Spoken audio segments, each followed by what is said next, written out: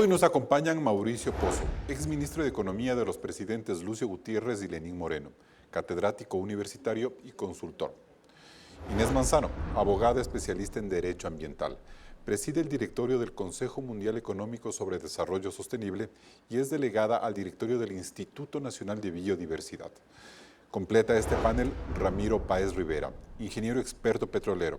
Fue funcionario de Petroecuador, director de la compañía Repsol en varios países y gerente general de Petrolia Ecuador. Gracias por estar un nuevo domingo en Políticamente Correcto. Hoy nos enfocaremos en los resultados de la consulta popular para dejar bajo tierra el crudo del bloque 43 del ITT. Recordemos que a nivel nacional, el sí por el Yasuní tuvo el 59% de apoyo ciudadano, aunque el no se impuso en las provincias de Orellana y Sucumbíos, que son el epicentro de la actividad petrolera. Y con este panorama, hablar del futuro de la actividad hidrocarburífera en aspectos económicos, políticos y del tan anhelado cuidado ambiental. Es decir, si esta consulta marca un antes y un después de nuestra condición de país petrolero. Claudia. Carlos, para empezar este programa, vale regresar en la historia y situarnos en 1972. Pues entre esta imagen y esta han transcurrido 51 años, medio siglo de riqueza petrolera que desarrolló al país y que también lo expuso a varias crisis económicas. El boom petrolero fue desde 1972 a 1981, con el inicio de las exportaciones del crudo oriente durante las dictaduras militares y los gobiernos de Roldós y Hurtado. El petróleo llegó a cotizarse en $35 y Ecuador producía hasta 280,000 barriles por día. El país creció en un 8% del PIB. Las 2 décadas posteriores fueron de precios altos y muy bajos, aunque la exportación subió hasta los 400,000 barriles por la llegada de la inversión privada. También fueron los años de los derrames petroleros y el daño ambiental. Entre 1998 y 1999, por ejemplo, el crudo cayó a $6 y la crisis económica empujó al Ecuador a la dolarización. El segundo boom se dio entre 2004 y 2015. En la década correísta, el petróleo rompió la barrera de los $140, pero su producción se estancó en 560,000 barriles diarios. Ese gobierno diseñó políticas nacionalistas que le dotaron de ingentes ingresos, un promedio de 15,000 millones anuales, pero también hubo demandas arbitrales costosas, elefantes blancos y mucha corrupción en Petroecuador. Fue en 2013 cuando Correa desechó la iniciativa Yasuní-ITT para dejar el crudo bajo tierra y optó por su explotación. Desde 2017, los precios cayeron, llegaron a valores negativos como en abril de 2020 por la pandemia, o se dispararon a $100 en 2022 por la guerra de Ucrania. Pero la producción cayó a los 482,000 barriles ante un gobierno como el de Lasso que no despertó la inversión extranjera. En ese contexto, la Corte Constitucional retomó la consulta popular para no explotar el bloque 43 del ITT. El 12% de la producción petrolera se perderá, unos $1.200 millones por año. El temor es que esta consulta desincentive una industria muy sensible y quizás marque el fin de la era petrolera. Carlos, empiezas el debate.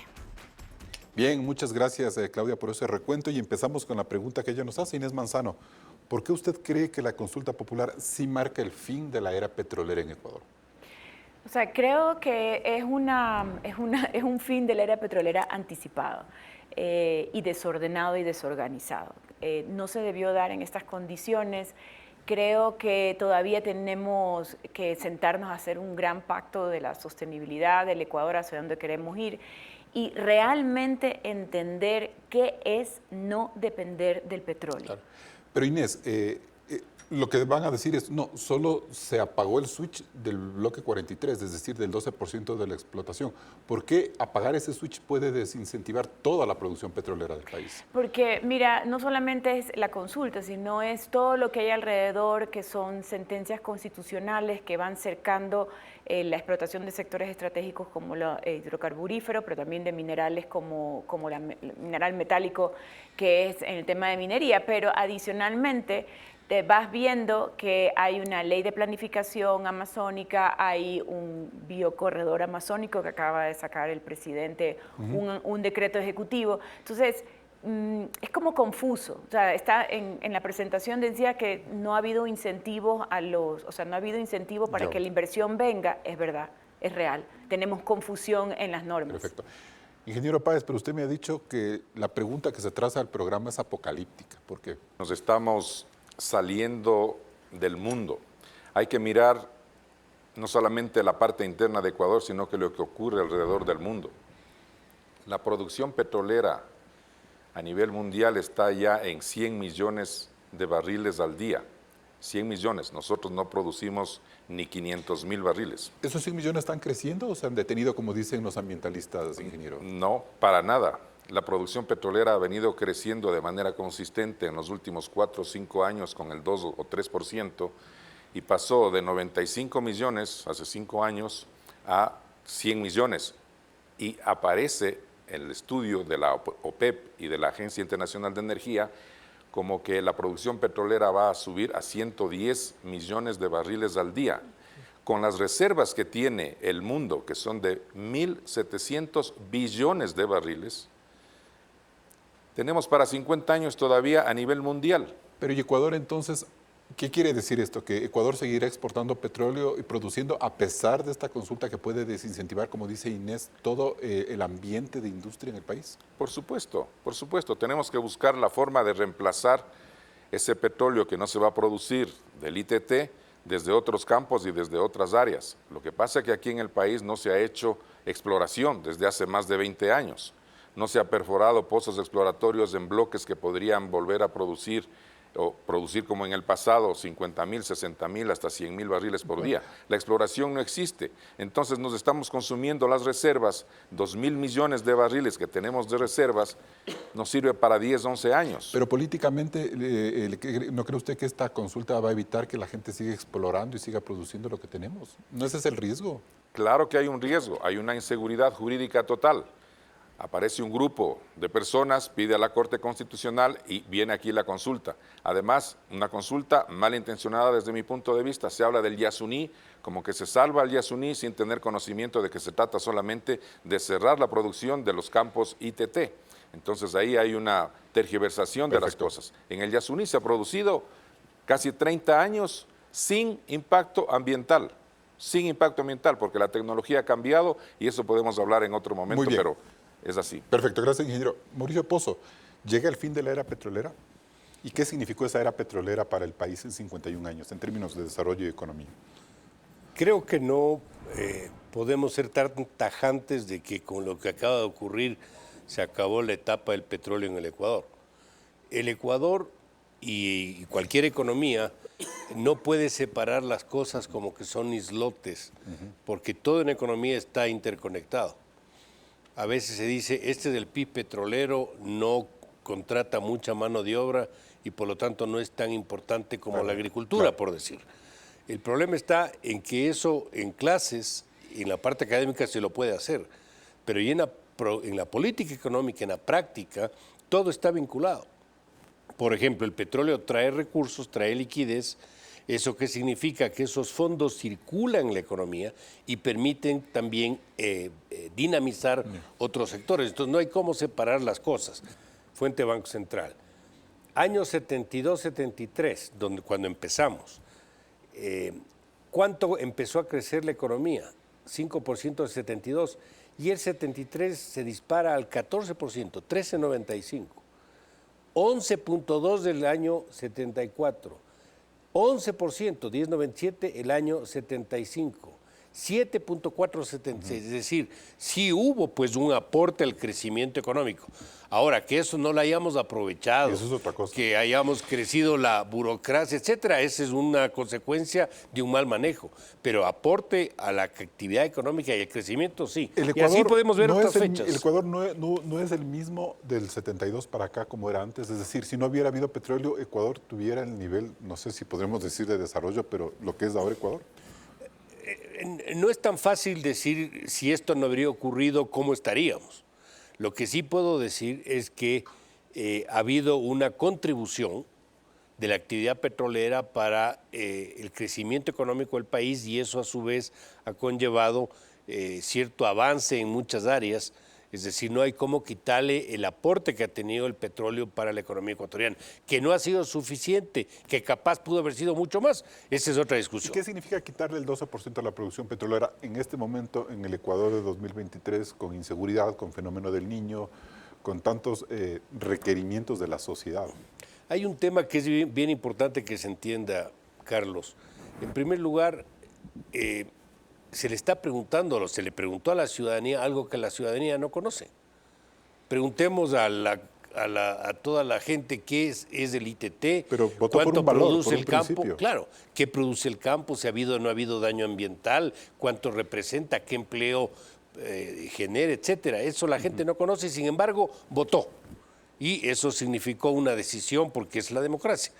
Pero en la práctica, eso, a mi manera de ver, va a implicar, uno, una pérdida de ingresos fiscales importante, 1.200 millones de dólares aproximadamente en términos anuales. ¿Y dos? Alrededor de 14.000 millones en 2 décadas a un precio del petróleo de $60. Las personas de la zona, 2.500 familias, no van a tener empleo, y ahí tienen este momento seguridad, telecomunicaciones, salud, educación, Economista, etcétera. ¿le parece si hablamos de eso en el siguiente bloque? Por supuesto. Nos vamos a un primer corte comercial. Seguimos aquí en Políticamente Correcto. Recuerde que Políticamente Correcto está en vivo en ecuavisa.com y además puede suscribirse para recibir los boletines informativos y otros beneficios. Regresamos enseguida con más del análisis aquí en Políticamente Correcto.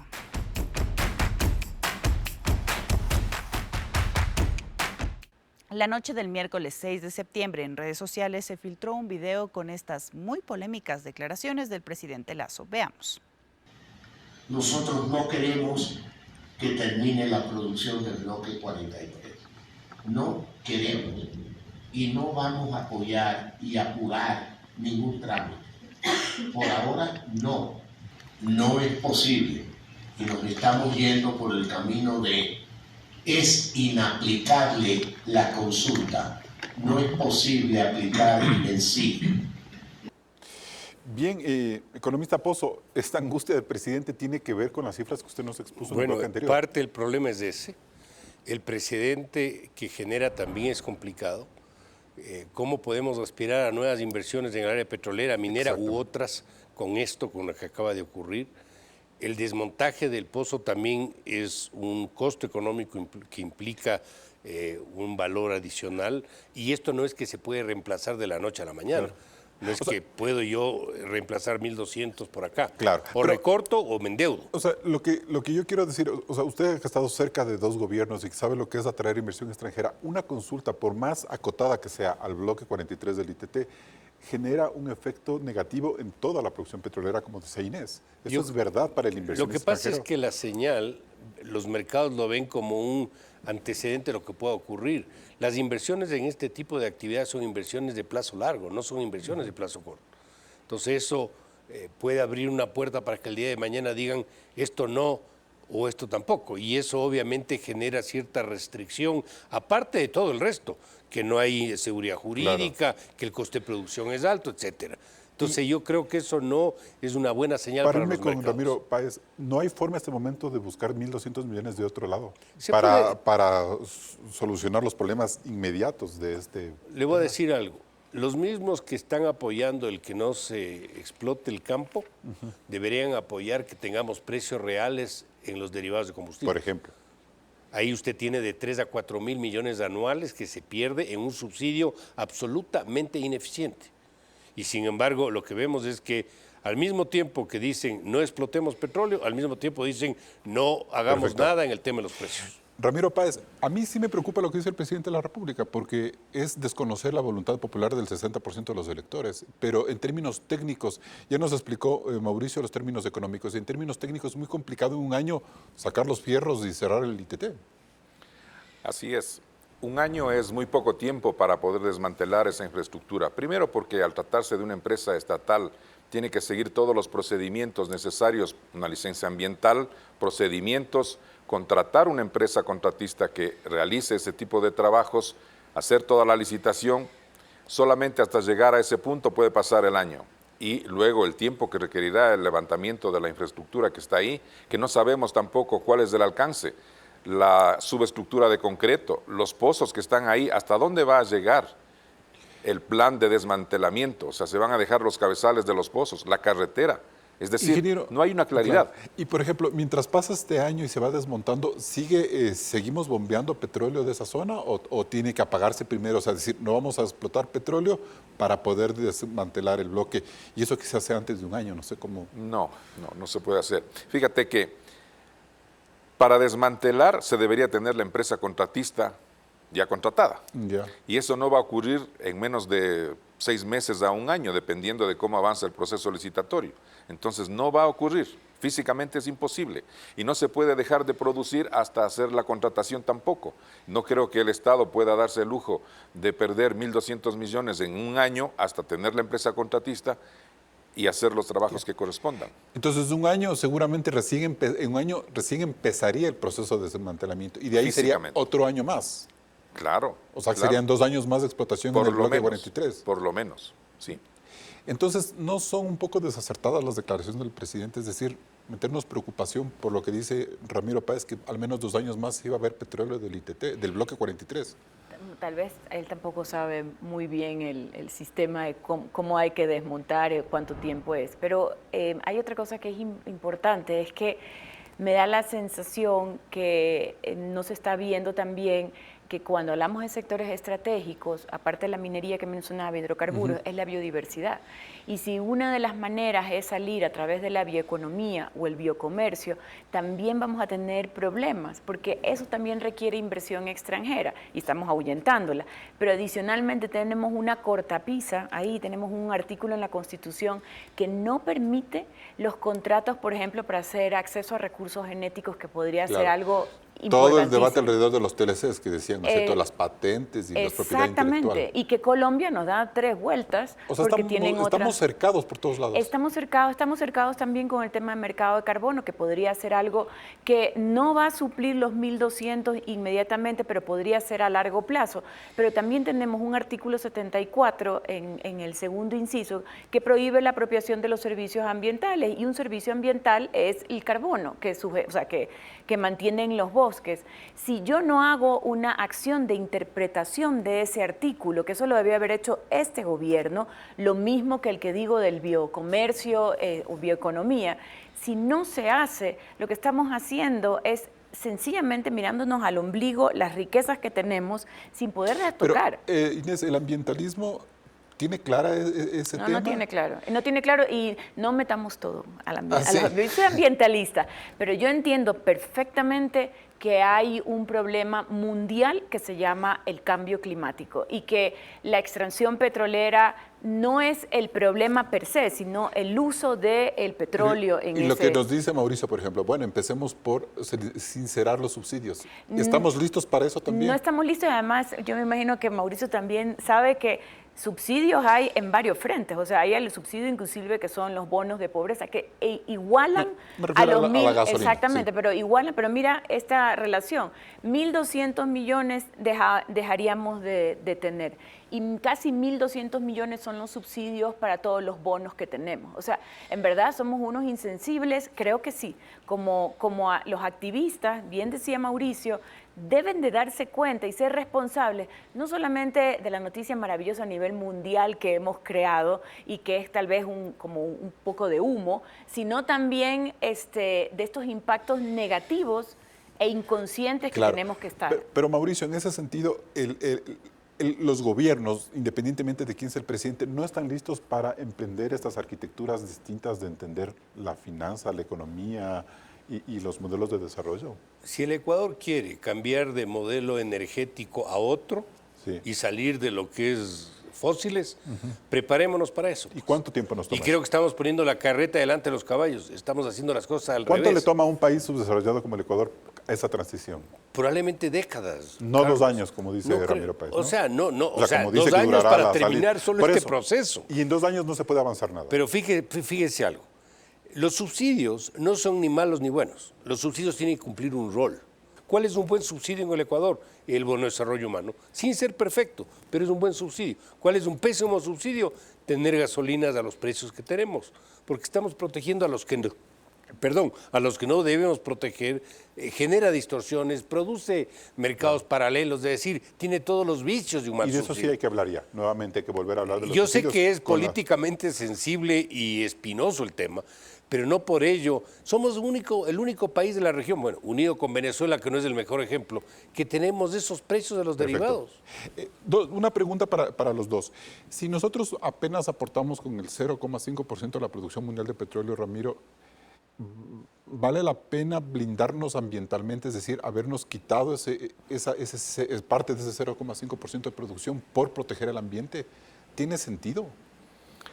A ver, yo estoy de acuerdo con la doctora Inés al respecto de que no se trata de defender la parte ambiental de la extracción por sí mismo, aunque se dio a entender en la consulta por el ITT que se morían los delfines y los jaguares y todo eso con la extracción petrolera, cosa que no ha ocurrido, porque hay estudios bióticos anuales, bianuales, quinquenales que se han hecho en los últimos 30 años, donde sí se ha producido petróleo esos 30 años y no hay disminución de especies.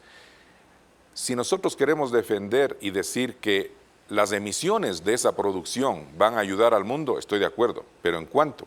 En el 0,5%. O sea, es nada para el mundo.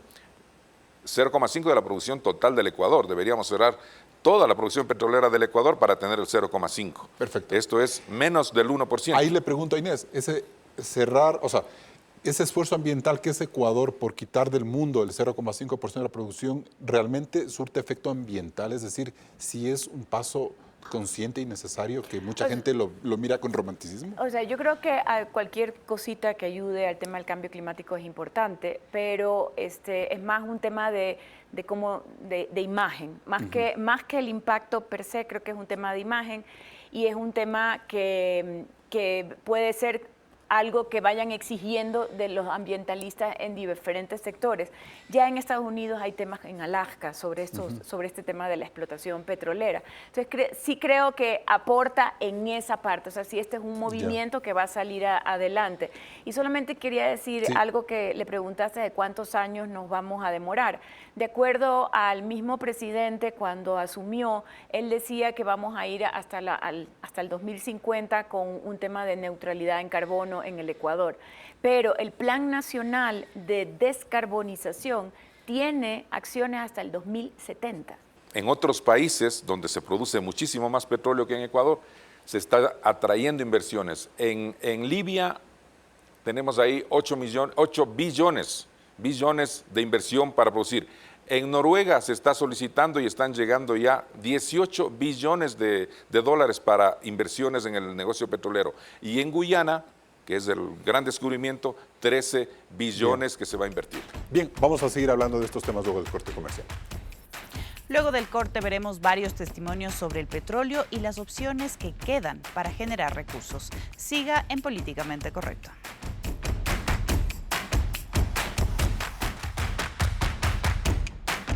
En Políticamente Correcto hemos recogido el testimonio de 5 personajes que han seguido de cerca el avance de esta consulta popular y nos plantean el escenario a futuro en varios aspectos. Veamos.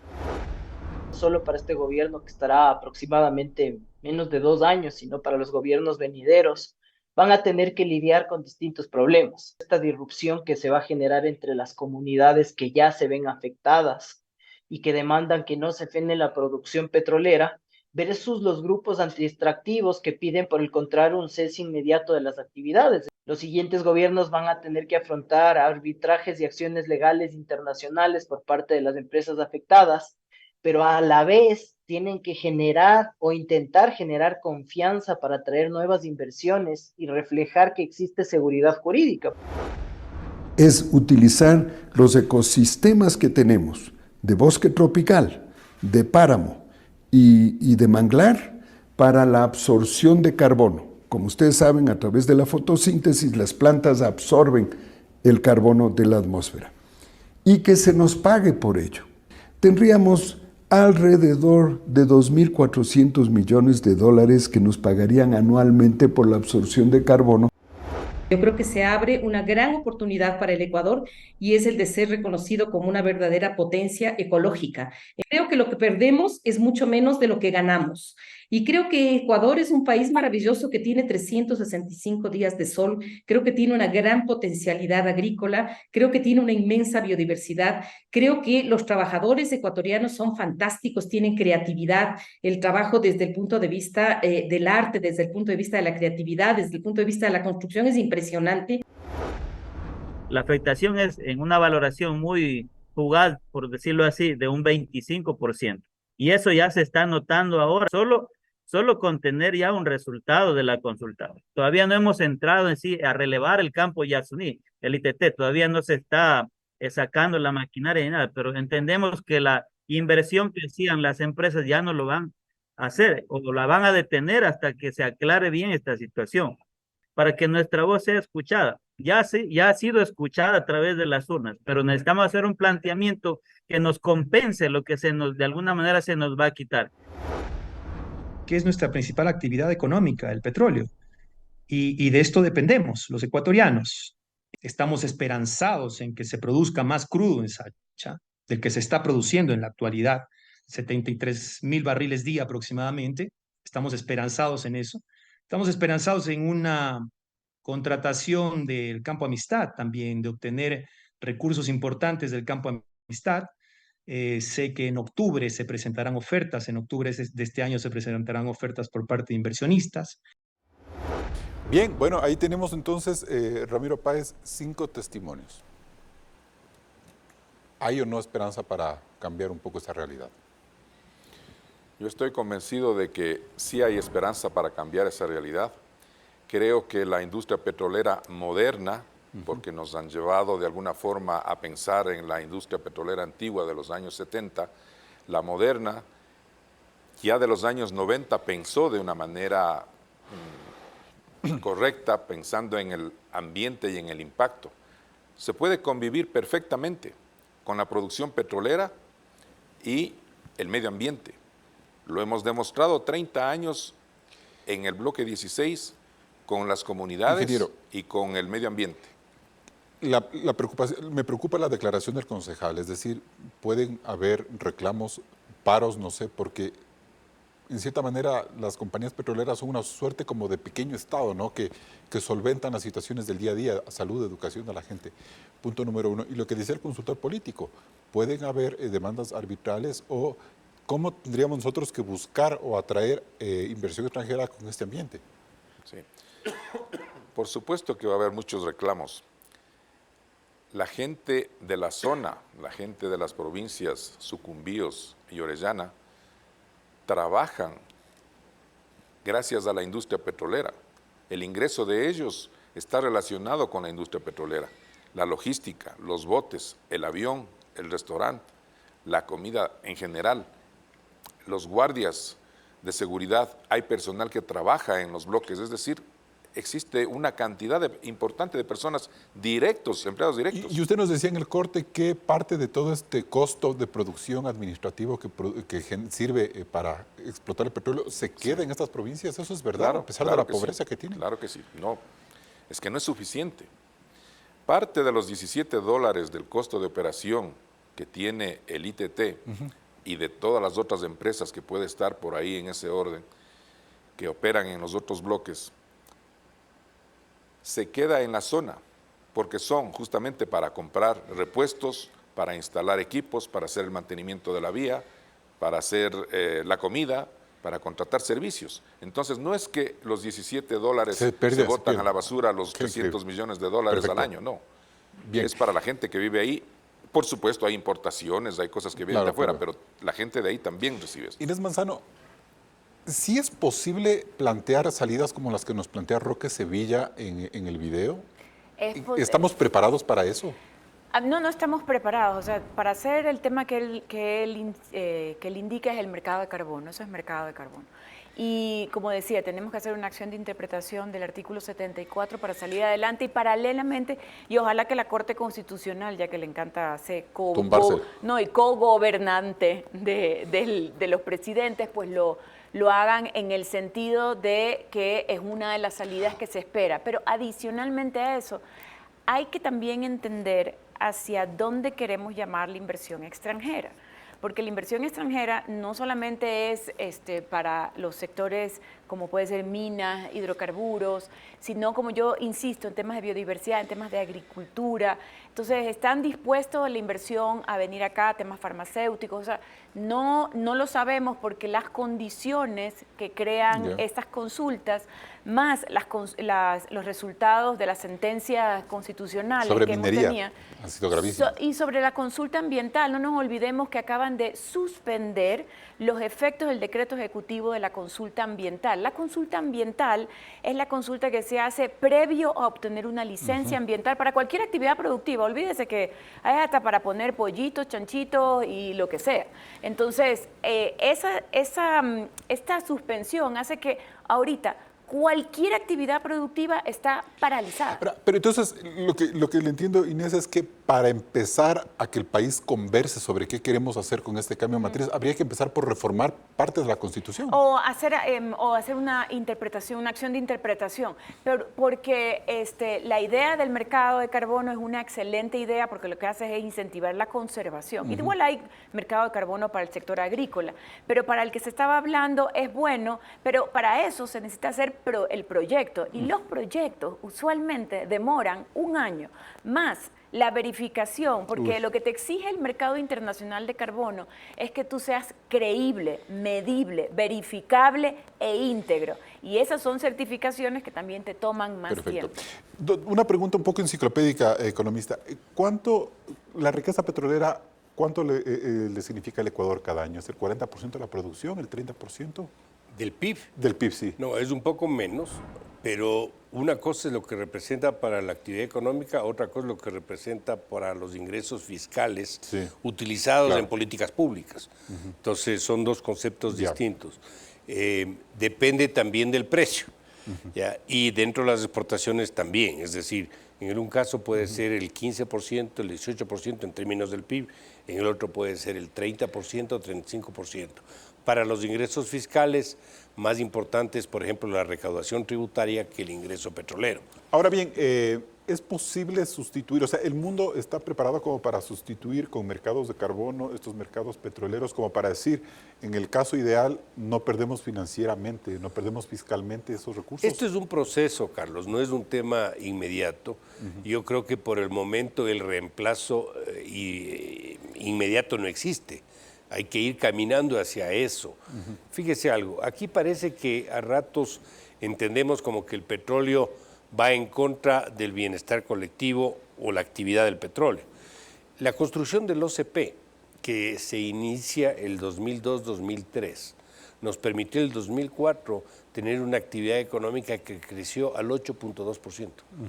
No habíamos tenido ese crecimiento económico. Desde los 70. Claro, desde los 70. ¿Y eso qué significó, entre otras cosas? Una baja de cerca de 5 puntos en la pobreza en un periodo de un año. Yo estaba en funciones, me acuerdo perfectamente del tema. Entonces yo sí creo que son compatibles las dos actividades.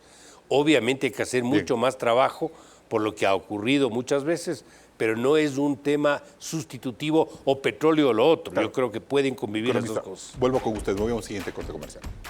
Recuerde que también estamos en vivo en Radio Sucesos 101.7 FM Quito. La consulta del Yasuní marca el fin de la era petrolera. Luego del corte seguimos con más de este análisis aquí en Políticamente Correcto.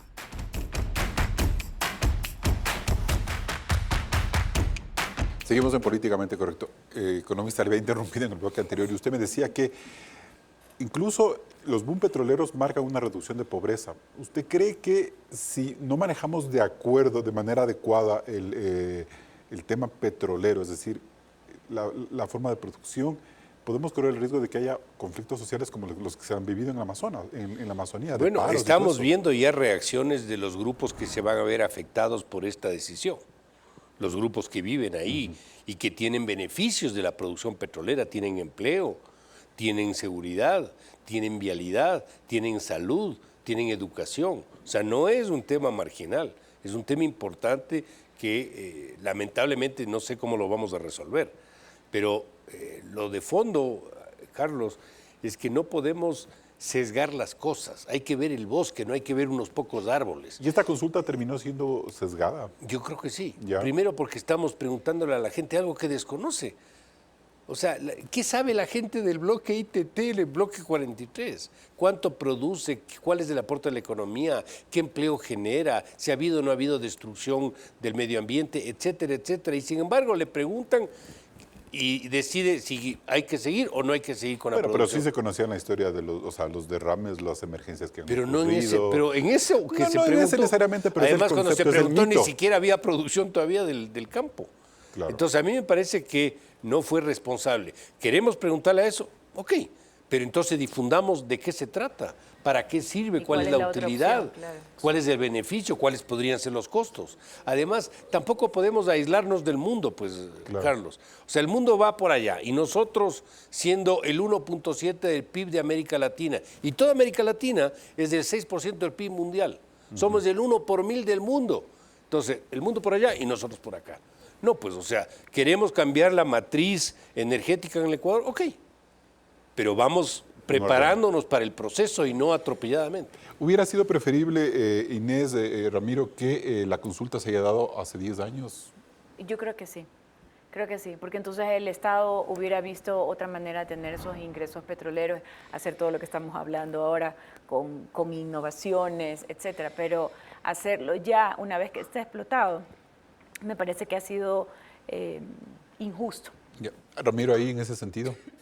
Estamos de acuerdo. Se está tratando de dañar algo que ya se construyó, que da beneficios al país y que no afecta al medio ambiente. No afecta al medio ambiente. Ahora, ¿cuál debe ser el liderazgo que debe tener el próximo presidente de la República? Hemos visto, ingeniero Páez, a una Luisa González más pragmática, más cauta quizás, y a un Daniel Noboa más entusiasta con el tema. Es decir, bueno, podemos salir adelante. ¿Qué podemos sacar de esas dos visiones frente al tema petrolero, del ITT en particular? Mira, Ecuador es un país petrolero desde el año 1911. Y nosotros lo que nos correspondería hacer como buen país petrolero es tratar de reemplazar las reservas producidas. Para reemplazar esas reservas se requiere atraer las inversiones, porque el país no tiene y no necesita tampoco hacer inversiones en perforación de pozos, en infraestructura, etcétera. Entonces hay que atraer esas inversiones con un contrato de prestación de servicios o con un contrato de participación. Fíjate que solamente hay 3 países en el mundo que tienen el contrato que tenemos nosotros ahora aquí. O sea, para que vean lo difícil que es trabajar aquí en el Ecuador.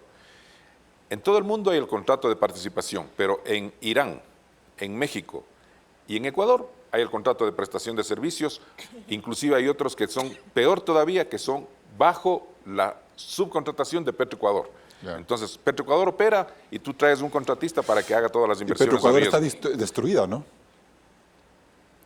No voy a opinar de Petroecuador, pero sí te puedo decir que se requiere inversiones también. Ya. Ahora, se necesitará, o sea, para ser, no sé, lo que decía Mauricio Pozo, para ser responsables o para ser realistas, el próximo presidente tiene que marcar una agenda de apertura petrolera independientemente de lo que pase con el bloque 43. Claro, por supuesto, es que no hay un plan, no tenemos un plan. A 5 años no sabemos qué quiere hacer el gobierno, el Estado, qué quieren hacer con respecto al tema petrolero.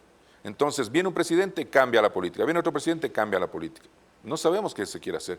Hay más de 20 proyectos que tiene el país, pero póngannos eso en el línea. suroriente y todo eso. Claro, el suroriente, las refinerías, el tema de los 20 o más campos que Petroecuador no dispone de recursos para producirlos. O sea, hay una cantidad de proyectos que pueden ayudar a reemplazar si es que se tiene que cerrar la producción del ITT. O sea, existen otras alternativas. Yo ¿sabes lo que creo? Es que también hay que hacer un tema de que hay una institucionalidad ambiental que es ineficiente. Y que nosotros lo que hemos visto es una reacción hacia la falta de control ambiental. Y cuando ya les llega hasta la coronilla, es que salen los grupos y el activismo a decir ¿hasta cuándo? Entonces creo que el próximo gobierno tiene que tomar en serio el tema de la sostenibilidad en el Ecuador, el tema del control y el tema de hacer una especie de fondo para una transición energética. Interesante. Sí, del mismo fondo petrolero. Y con esa transición energética entender que si vamos a ir a otro tipo de energías, necesitamos inclusive cambiar hasta la ley de servicio público de energía eléctrica, que no permite a los que generan energía poder vender la energía en el interconectado. Esa es, la estupidez más grande que hay. Entonces, si tú no ves todas las cortapisas que tiene que tener un administrador en el tema ambiental que pueda congeniar todo esto, realizar este fondo, hay que proponerlo, hay que proponer el control y sobre todo, y en serio lo digo, un pacto nacional sobre los temas de sostenibilidad. ¿Y es posible, usted siente que el próximo gobierno va a tener la fuerza como para impulsar esos pactos con lo difícil que es administrar el día a día de la caja fiscal? Bueno, mucho va a depender de quién resulte electo en el próximo proceso, pero va a tener que buscar los apoyos y las alianzas necesarias. Nos guste o no, la política está basada también en la cesión, los apoyos y los respaldos para ciertas acciones, y sobre esa base el próximo gobierno va a tener que trabajar. No digo que sea fácil, pero tiene que hacerlo. Si esto no se basa en un tema de mayor consenso nacional y dentro de las instituciones del Estado, va a ser muy difícil empujar. Ahora, y para cerrar, lo que nos decía Ramiro hace un momento, que para cerrar ya el paso del bloque 43, mínimo 2 años. ¿La consulta se vuelve o no se vuelve inaplicable de lo que usted ve como funcionario del Estado que fue? Bueno, para efectos inmediatos no va a tener ningún tipo de afectación. Ni en un año, la consulta te dice en 1 año, pero seguramente va a ir más allá de 1 año. Eso es transgredir la voluntad popular. ¿Cómo se administra eso? Lo que pasa es que en términos prácticos, diga lo que diga, no se va a poder hacer al ritmo que muchos quisieran. Hay un proceso a seguir. Pero se tiene que cerrar el bloque. Bueno, de acuerdo a lo que está. Ahora están en esta discusión de que si es del subsuelo o no es del subsuelo, que es debajo del subsuelo, y debajo del subsuelo ya no hay nada porque está en el subsuelo. Entonces, pero además, perdón que te interrumpa, es que el problema de la consulta no era si salíamos o no del Yasuní, o sea, si se explotaba o no, porque podíamos haber dicho sí, que se deje de explotar en 10 años. Pero no, fue el tiempo que nos pusieron ahí de los 12 meses. ¿Habrá forma? ¿Será necesario reinterpretar esa consulta, dotarle de nuevos plazos? Es decir, hacerla menos rígida para que sea más realista, Inés, en términos ambientales. Miren, ya no creo que cabe otra cosa más que la gente de Orellana vaya al Tribunal Internacional de Derechos Humanos porque se han quedado, porque ellos creen que esto ha sido algo en contra de ellos y que no les han... Pero yo me temo, por lo que tú dices, que venga el activismo ambiental y ahora a pedir indemnizaciones millonarias al Estado por no cumplir una consulta popular. Entonces hay que ser un poco serios. Y esto, si ya te lo están diciendo técnicamente que en 12 meses, a mí sí me gustaría que también se haga responsable la Corte Constitucional, que revea automáticamente, tal vez puede ser una consideración de parte del presidente, que se vaya dejando la casa lista para lo siguiente. O sea, ¿usted cree que, ingeniero Páez, hay que relegislar alrededor de esa consulta para tratar de darle un poco más de orden con los plazos que usted nos ha expuesto? Creo que sí, porque los plazos son irreales. No se puede hacer los trabajos por más que deseen hacerlo. Me parece que la Corte no tuvo toda la información suficiente como para poder determinar cuánto tomaría hacer este tipo de trabajos. Entonces, lo que correspondería es tal vez hacer una nueva consulta indicando que si es que quieren en 1 año o en un poco más, hasta tener el reemplazo. O legislar algo, quizás. Porque se pierde este ingreso para el país, que no podemos perder, no debemos perder, 1.200 millones. Sin embargo, en gasolina estamos subsidiando 2.500, en diésel 4.100, en GLP 900, más de 7.000 millones de dólares. Entonces, bueno, nos vamos a un siguiente corte comercial.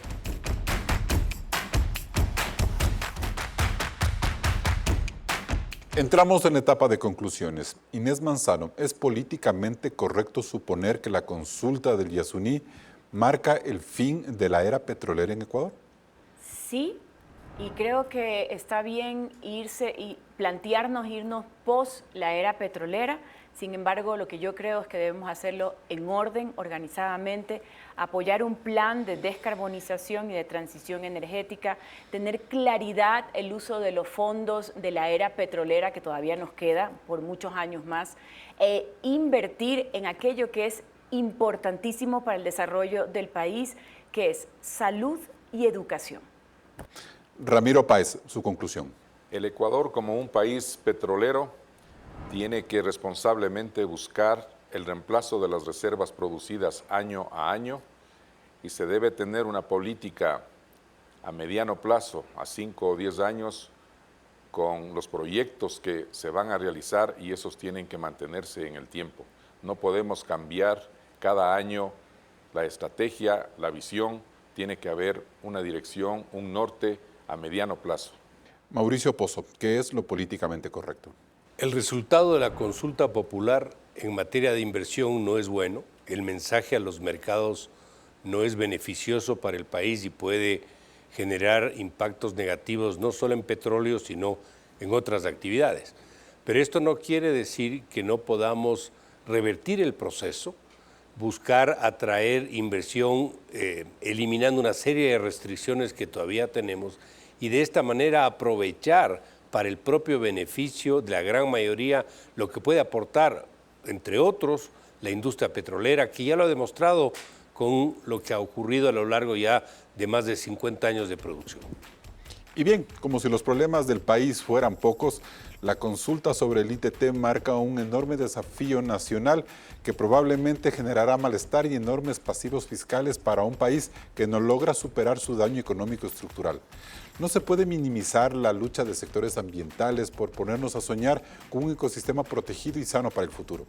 Sin embargo, esta consulta no resuelve las graves consecuencias que significa apagar el switch del 12% de la producción petrolera con el riesgo de que se desaliente el resto de la actividad. Ni siquiera en 20 años un país puede trabajar con tesón y sobre la base de acuerdos políticos serios para cambiar su modelo productivo.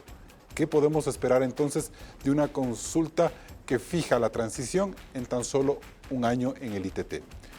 Ojalá nos tomemos en serio la necesidad de hablar con ilusión sobre un ambiente sano y sostenible, así como de una explotación petrolera y minera responsables.